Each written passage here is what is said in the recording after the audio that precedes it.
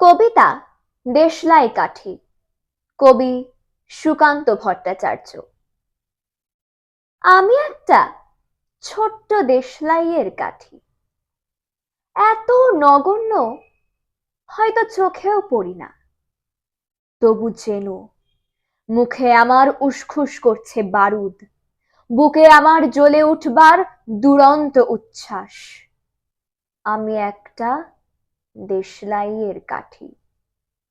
মনে আছে সেদিন হুলস্থুল বেঁধেছিল, ঘরের কোণে জ্বলে উঠেছিল আগুন, আমাকে অবজ্ঞা ভরে না নিভিয়ে ছুঁড়ে ফেলায়।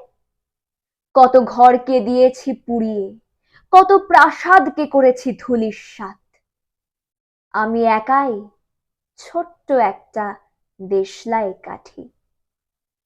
এমনি বহু নগর, বহু রাজ্যকে দিতে পারি ছাড়খাড় করে, তবু অবজ্ঞা করবে আমাদের।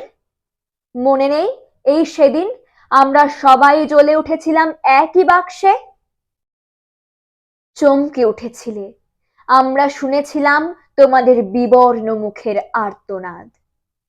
আমাদের কি অসীম শক্তি তা তো অনুভব করেছ বারংবার। তবু কেন বোঝো না আমরা বন্দি থাকবো না তোমাদের পকেটে পকেটে। আমরা বেরিয়ে পড়ব, আমরা ছড়িয়ে পড়ব শহরে গঞ্জে গ্রামে, দিগন্ত থেকে দিগন্তে। আমরা বারবার জ্বলি নিতান্ত অবহেলায়, তা তো তোমরা জানোই।